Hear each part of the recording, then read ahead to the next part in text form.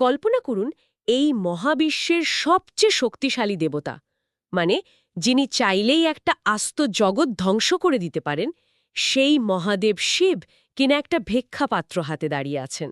হ্যাঁ, আর তাও আবার একজন দেবীর কাছে ভিক্ষা চাইছেন। একদম।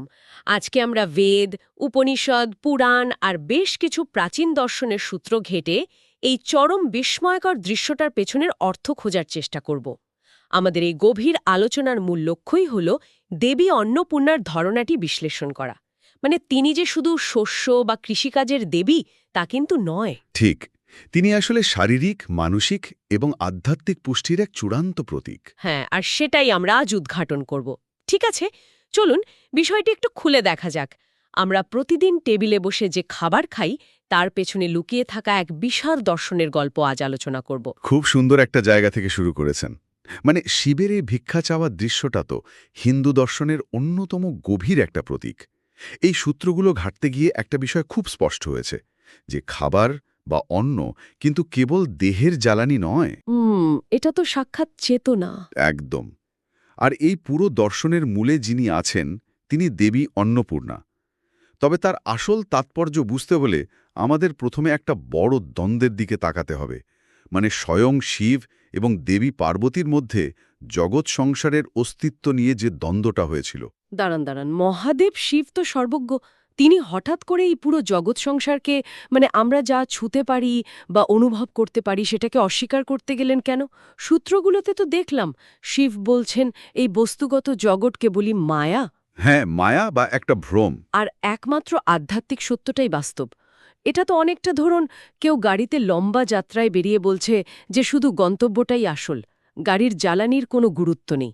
কিন্তু জ্বালানি ছাড়া তো গাড়ি একটাও এগোবে না। দারুণ একটা উপমা দিয়েছেন। তাই না? মানে শিবের মতো একজন দেবতা কি সত্যি শারীরিক চাহিদার গুরুত্ব ভুলে গিয়েছিলেন? তিনি কি ভেবেছিলেন শরীর ছাড়াই আধ্যাত্মিক মুক্তি সম্ভব? এখানে সবচেয়ে চমকপ্রদ বিষয়টি হল এই মায়া শব্দটির ব্যাখ্যা। মানে শাক্ত দর্শনের গভীরতাটা দেখুন। শিব যখন জগৎকে মায়া বলছেন, তখন তিনি অদ্বৈত দর্শনের একেবারে চরম অবস্থান থেকে কথা বলছেন। আচ্ছা। শাক্ত দর্শন অনুযায়ী শিব হলেন নিষ্ক্রিয় চেতনা বা পুরুষ। তিনি স্থির, তার কোনো রূপ বা বিকার নেই। অন্যদিকে শক্তি বা পার্বতী হলেন প্রকৃতি, মানে এই মহাবিশ্বের সক্রিয় শক্তি। অর্থাৎ সৃজনশীল রূপটা। ঠিক। ধরুন, শিব হলেন একটা বিল্ডিংয়ের নকশা বা ব্লুপ্রিন্ট।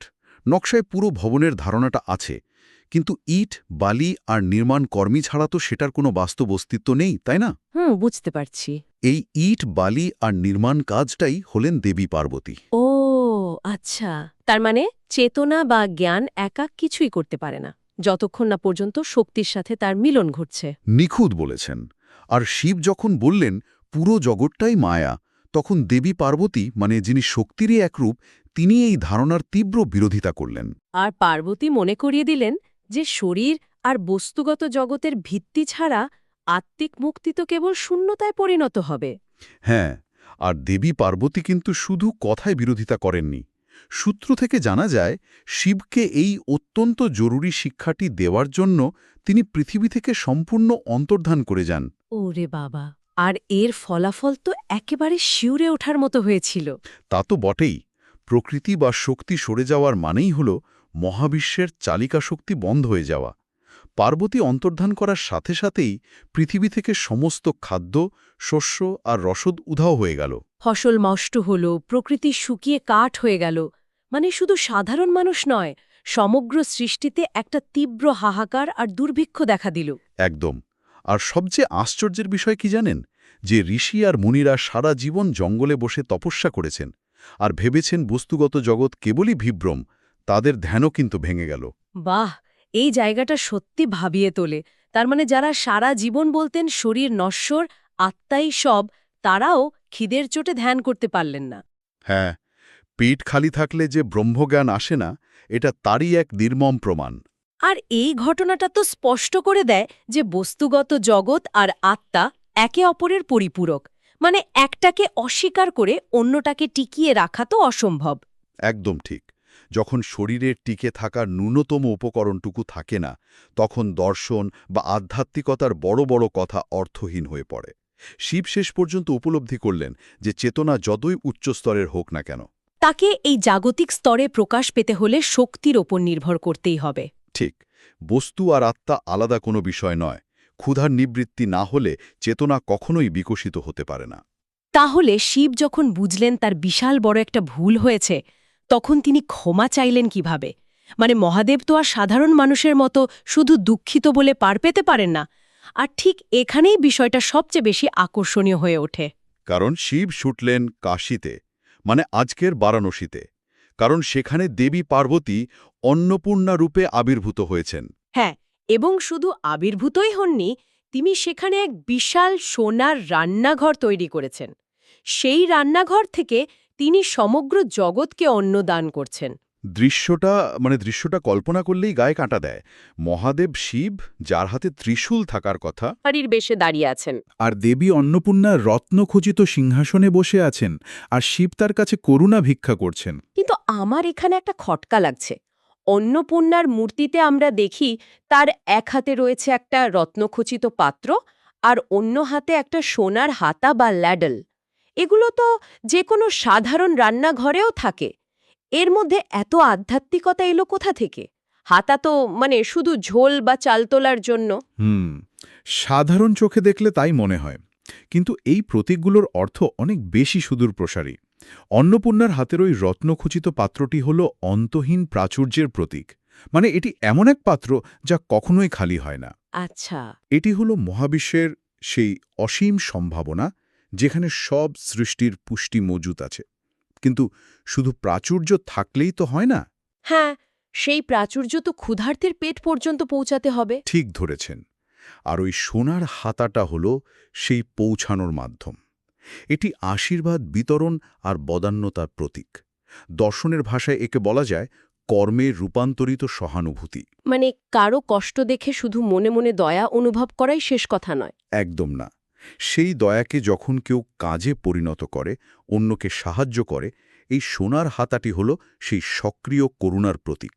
পাত্রের অসীম প্রাচুর্যকে ক্ষুধার্থের অভাবের সাথে যুক্ত করার কাজটাই করে এই হাতা। কি চমৎকার একটা রূপক! আর শিবের হাতের ওই ভিক্ষাপাত্র, ওটার কাজ কি?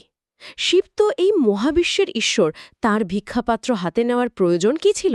শিবের ভিক্ষাপাত্রটি হল চূড়ান্ত বিনয় এবং মানবতার প্রতীক।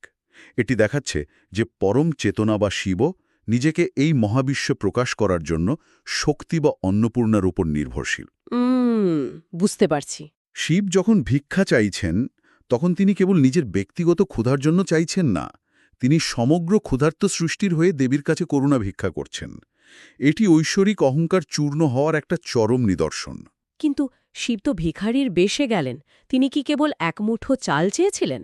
মানে সূত্রগুলোর মধ্যে আদি শঙ্করাচার্যের লেখা অন্নপূর্ণা স্তোত্রামের একটা অংশের উল্লেখ আছে, যা আমাদের চিন্তাধারাটাই উল্টে দেয়। অন্নপূর্ণা স্তোত্রামের এই নির্দিষ্ট জায়গাটি সত্যি গভীর দর্শনে ভরপুর।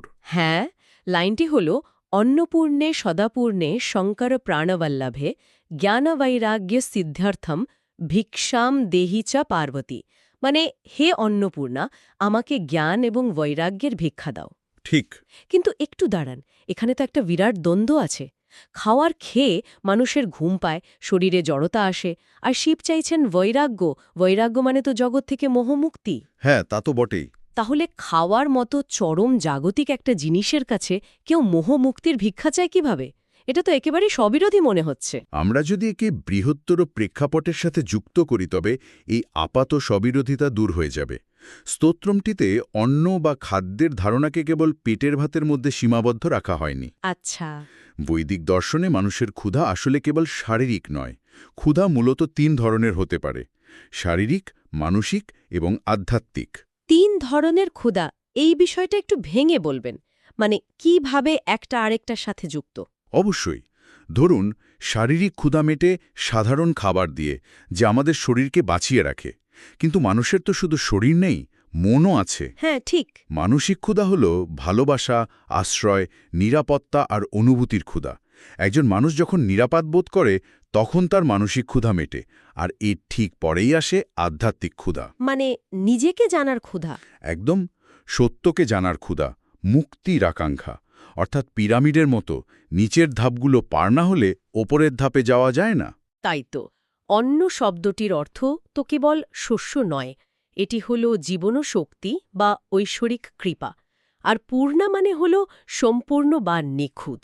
হ্যাঁ, তাই দেবী অন্নপূর্ণা কেবল আমাদের পেটের ভাত জোগান না, তিনি মায়ের মতো আমাদের শারীরিক নিরাপত্তা দেন, মানসিক ভয় দূর করেন।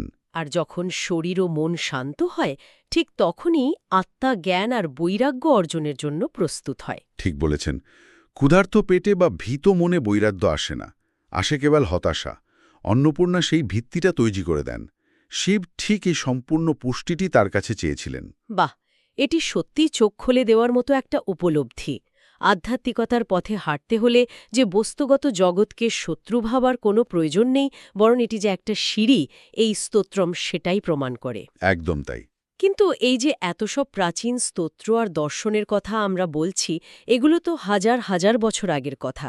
আধুনিক যুগে এই কনক্রিটের শহরে বসে যখন কেউ প্লাস্টিকের বাটিতে খাবার গরম করে খাচ্ছে, তখন এই দর্শনে জায়গা কোথায়?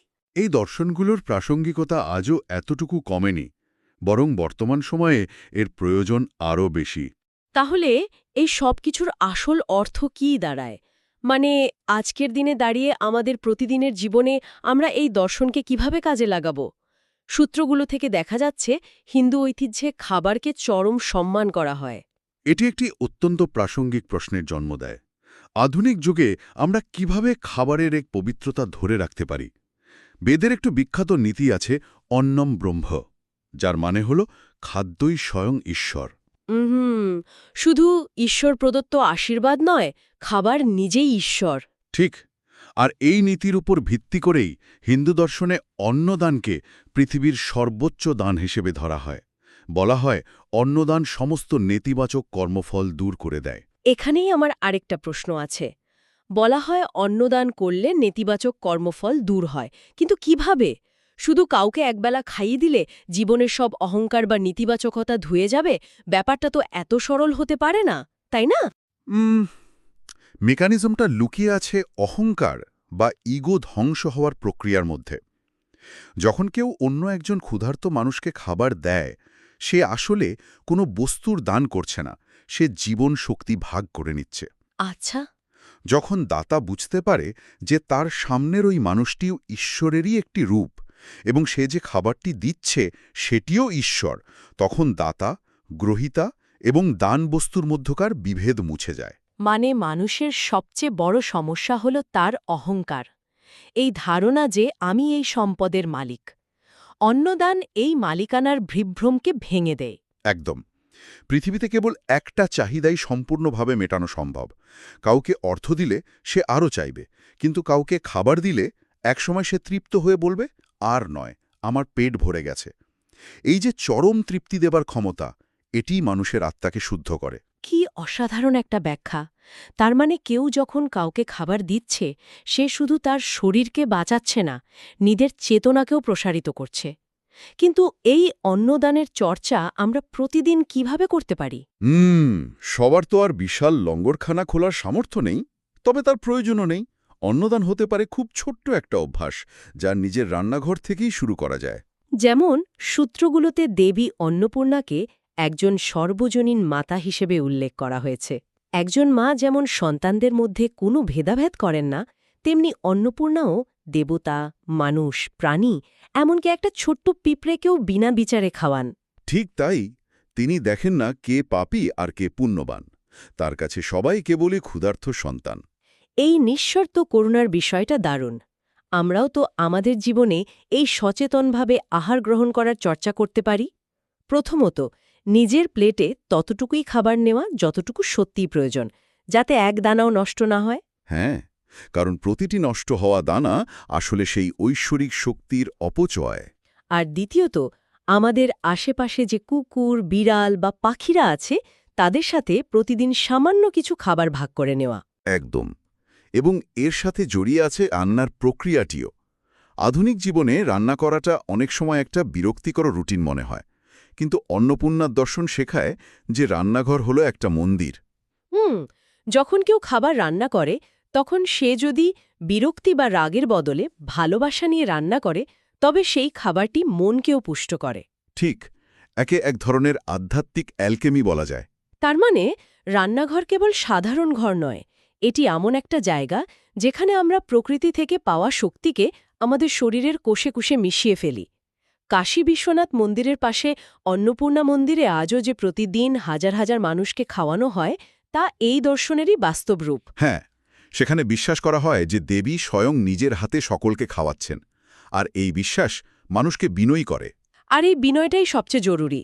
যখন মানুষ বুঝতে পারে যে তার প্লেটের খাবারটি কেবল তার ব্যক্তিগত পরিশ্রমের ফল নয়, বরং এটি মাটি, জল, রোদ আর কৃষকের শ্রমের সম্মিলিত আশীর্বাদ, তখন অহংকার দূর হয়ে যায়। ঠিক বলেছেন। শিবের মতো মহাদেব যদি খাবার চাইতে গিয়ে বিনয়ী হতে পারেন, তবে সাধারণ মানুষ হিসেবে খাদ্যের প্রতি কৃতজ্ঞ থাকাটা আমাদের প্রাথমিক দায়িত্ব। 100% সত্যি। তাহলে আজকের এই গভীর আলোচনা থেকে আমরা মূলত কি দেখলাম? আমরা দেখলাম দেবী অন্নপূর্ণা কেবল বেঁচে থাকার উপকরণ বা ক্যালোরি দেন না, তিনি আমাদের শেখান কিভাবে এই বস্তুগত জগতের প্রতি, চারপাশের জীবের প্রতি গভীরভাবে কৃতজ্ঞ থাকতে হয়। হ্যাঁ, আর তিনি প্রমাণ করেন যে এই কৃতজ্ঞতা আর বস্তুগত ভিত্তির ওপর দাঁড়িয়েই আমরা আত্মিক জ্ঞান অর্জন করতে পারি। শরীর আর আত্মার এই যে অবিচ্ছেদ্য মেলবন্ধন, একে অপরকে অস্বীকার না করে পূর্ণতা অর্জন করা, এটাই দেবী অন্নপূর্ণার সবচেয়ে বড় শিক্ষা। একেবারেই তাই। আজ আমরা সত্যি এক নতুন দৃষ্টিকোণ থেকে আমাদের রোজকার খাবারকে দেখতে শিখলাম। এবার আলোচনার একেবারে শেষে এসে একটা বিষয় নিয়ে একটু ভাবা যাক। আমরা তো জানলাম যে অন্নম ব্রহ্ম বা খাদ্যই ঈশ্বর, আর এটি আমাদের শরীর ও চেতনা দুটোকেই পুষ্ট করে। খাবার কেবল পদার্থ নয়, এটি তথ্য এবং শক্তি বহন করে। যদি সত্যিই তাই হয়, তবে কি এমন হতে পারে যে পরিবেশে আমাদের খাবার জন্মায়, কৃষকরা যে মানসিকতা নিয়ে চাষ করেন, কারখানার যে যান্ত্রিক প্রক্রিয়ার মধ্য দিয়ে তা প্যাকেটজাত হয়, বা আমাদের নিজেদের রান্নাঘরে যে মানসিকতা নিয়ে প্রতিদিন সেই খাবার রান্না করা হয়, তা প্রতিদিন নীরবে মানুষের চিন্তা, ভাবনা আর আত্মিক বিকাশকে নিয়ন্ত্রণ করছে? বাহ, এটি অত্যন্ত গভীর এবং আধুনিক সময়ের জন্য খুবই প্রাসঙ্গিক একটা ভাবনা। কারোর সামনে যখন পরবর্তী খাবারের প্লেটটি আসবে, তখন কেবল খাবারের স্বাদ বা দামের কথা না ভেবে এই অদৃশ্য শক্তির কথাটি একটু ভেবে দেখার আমন্ত্রণ রইল। কে জানে, হয়তো প্রতিদিনের সেই এক মুঠো ভাতের মধ্যেই লুকিয়ে থাকে মানুষের চেতনাকে বদলে দেওয়ার সবচেয়ে বড় চাবিকাঠি। এই চিন্তার খোরাকটুকু রেখেই আমরা আজকের এই গভীর আলোচনা এখানেই শেষ করছি। নতুন কোনো বিষয় নিয়ে আবারও আমরা ডুব দেব নতুন কোনো তথ্যের গভীরে।